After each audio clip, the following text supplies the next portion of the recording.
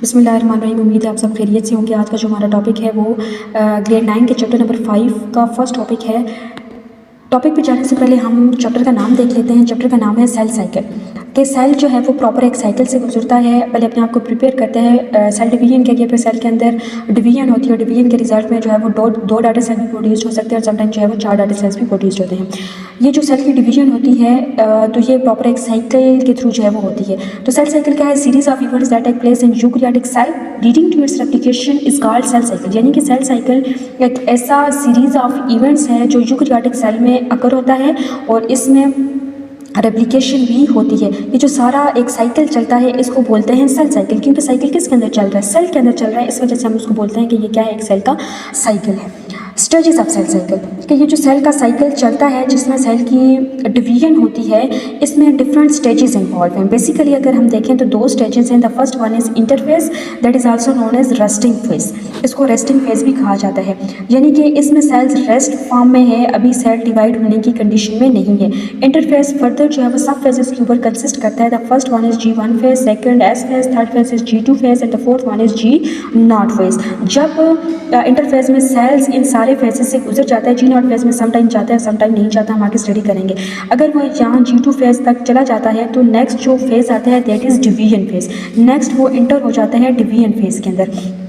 Division phase नाम से जाहिर हो रहा है किसी चीज़ का डिवाइड होना, तकसीम होना। ठीक है, डिवीजन फेज एक ऐसा फेज है जिसमें माइटोसिस आ जाता है और मियोसिस आ जाता है। माइटोसिस के अंदर एक पेरेंट सेल डिवाइड होता है और 2 डॉटर सेल्स फॉर्म होते हैं। ये फर्दर कंसिस्ट करता है 4 सब फेजेस के ऊपर। First one is prophase, second one is metaphase, third one is anaphase and the fourth one is telophase. और सेकंड जो डिवीजन फेज में आ जाता है सब event that is meiosis. Meiosis के अंदर 4 डॉटर सेल्स प्रोड्यूस्ड होते हैं। मियोसिस कंसिस्ट करता है फर्दर 2 फेजेस में, मियोसिस 1 एंड मियोसिस 2। मियोसिस 1 के अंदर आ जाते हैं prophase 1, metaphase 1, anaphase 1 and telophase 1। Meiosis 2 के अंदर जो है वो prophase 2, metaphase 2, anaphase 2 and telophase 2 1 by 1 हम इनको स्टडी करेंगे। ओके जी, जो हमने सेल साइकिल के 2 मेन फेजेस पढ़े थे जिसमें इंटरफेज था और डिवीजन फेज था। तो हम स्टार्ट करते हैं इंटरफेज से। यानी कि सेल सबसे पहले इंटर होता है इंटरफेज में और इंटरफेज के सब फेजेस से गुजरता हुआ फिर जाता है डिवीजन फेज में। Interphase is also known as resting phase because cell जो है वो अभी डिवाइड होने की कंडीशन में नहीं है, वो रेस्टिंग फेज में है। ठीक है, इंटरफेज को कैसे डिफाइन करेंगे? Period between end of one cell division and start of next. यानी कि इंटरफेज क्या है? इंटरफेज एक ऐसा टाइम पीरियड है जो एक सेल की डिवीजन के ख़त्म होने तक और दूसरी डिवीजन के स्टार्ट होने तक का जो टाइम पीरियड है उसको हम इंटरफेज बोलेंगे। ये सेल साइकिल का लॉन्गेस्ट फेज है और क्रोमोसोम्स इस फेज में जो है वो क्रोमेटिन लाइक मटेरियल होते हैं। हम इनको प्योर क्रोमोसोम्स नहीं बोल सकते। इवेंट्स ऑफ इंटरफेज में देखें तो सबसे पहले इवेंट आ जाता है G1 फेज। जी का मतलब होता है गैप। सब इवेंट्स इसमें आ जाते हैं कि नया सेल जो बना है वो साइज और शेप में ग्रो करेगा और जो नया सेल डॉटर सेल बना है उसके अंदर ऐसी चेंजेस आएंगी ताकि वो अपने आप को प्रिपेयर करे DNA रेप्लिकेशन के लिए। इसके अलावा G1 फेज में RNA बनता है, राइबोसोम्स बनते हैं और सेवरल एंजाइम्स की सिंथेसिस होती है। S फेज नेक्स्ट फेज है इंटरफेज का। S का मतलब होता है सिंथेसिस। एस फेज में जो सब इवेंट्स होते हैं उसमें सबसे पहले क्रोमोसोम्स का डुप्लीकेट होना, यानी कि क्रोमोसोम की कॉपी बना। पहले एक क्रोमोसोम था, एक क्रोमोसोम से बनेंगे 2 क्रोमोसोम। जब क्रोमोसोम्स डुप्लीकेट होते हैं तो ऑटोमेटिकली इनके ऊपर DNA प्रेजेंट होता है और उस DNA की भी क्या होती है? रेप्लिकेशन। क्रोमोसोम्स के साथ जब DNA की रेप्लिकेशन होती है तो DNA की रेप्लिकेशन के लिए डिफरेंट एंजाइम्स ज़रूरत होते हैं, डिफरेंट प्रोटीन्स की ज़रूरत होती है। तो ये जो प्रोटीन्स और एंजाइम जो DNA की रेप्लिकेशन में इन्वॉल्व होंगे उनकी भी सिंथेसिस जो है वो एस फेज के अंदर होगी। S phase is most important phase of interphase क्योंकि यहाँ क्रोमोसोम्स और DNA की डुप्लीकेशन हो रही होती है या रेप्लिकेशन हो रही होती है। The next phase is G2 phase.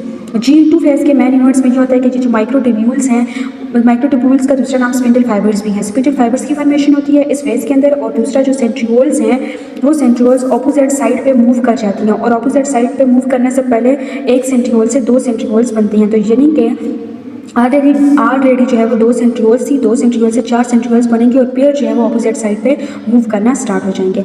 Microtubules ये जो स्पिंडल फाइबर्स हैं जो सेंट्रियोल से ओरिजिनेट होंगे इनकी बेसिकली 3 टाइप्स होती हैं। The first one is kinetochore microtubules. First जो स्पिंडल फाइबर्स हैं वो काइनेटोकोर माइक्रोट्यूब्यूल्स हैं। ये काइनेटोकोर नाम से जाहिर हो रहा है जो जाके अटैच्ड होंगी क्रोमोसोम्स के सेंटर के अंदर। ये जो क्रोमोसोम्स का सेंटर है ये वाला पार्ट इसके साथ जाकर माइक्रोट्यूब्यूल्स जो अटैच्ड हो जाती हैं उनको बोलते हैं काइनेटोकोर माइक्रोट्यूब्यूल्स। आगे मैं आपको स्ट्रक्चर के अंदर भी बताऊंगी माइटोसिस जब हम पढ़ रहे होंगे। दूसरी जो माइक्रोट्यूब्यूल्स आ जाती हैं these are the polar microtubules. ये एक ऐसी माइक्रोट्यूब्यूल्स होती हैं जो एक साइड से ओरिजिनेट होती हैं और दूसरी साइड पे जाके एंड होती हैं और किसी के साथ अटैच्ड नहीं होती। और एक होती हैं एस्टर माइक्रोट्यूब्यूल्स, वो वाली माइक्रोट्यूब्यूल जो स्मॉल इन साइज होती हैं, जो छोटी सी ही जो है वो सेंट्रियोल से ओरिजिनेट होती हैं और फॉरवर्ड मूव नहीं कर पाती। जो माइक्रोट्यूब्यूल्स हैं उन माइक्रोट्यूब्यूल्स की 3 टाइप्स हैं, aster microtubules, kinetochore microtubules and the polar microtubules. ये सेंट्रियोल्स के 2 पेयर्स हैं और ये जो सेंट्रियोल है, सेंट्रियोल से 3 तरह की माइक्रोट्यूब्यूल्स ओरिजिनेट होती हैं। ये जो छोटी माइक्रोट्यूब्यूल्स हैं इनको एस्टर बोलते हैं, जो स्मॉल इन साइज है, पीछे हमने पढ़ा। दूसरी वो वाली होती हैं जो सेंट्रियोल से निकलती हैं और दूसरे पोल पे जाके एंड होती हैं, ठीक है, इनको बोलते हैं, ये होती हैं पोलर माइक्रोट्यूब्यूल्स। और एक वो होती हैं जो क्रोमोसोम्स के बिल्कुल सेंटर में जाके अटैच्ड होती है, देखें ये वाली और ये वाली, इसको बोलते हैं काइनेटोकोर माइक्रोट्यूब्यूल्स। इसी तरह से इस साइड पे जो सेंट्रियोल्स होते हैं उन सेंट्रियोल से भी इसी तरह से ये सारी माइक्रोट्यूब्यूल जो है वो ओरिजिनेट हो रही होती हैं और इसी टाइप्स की होती हैं।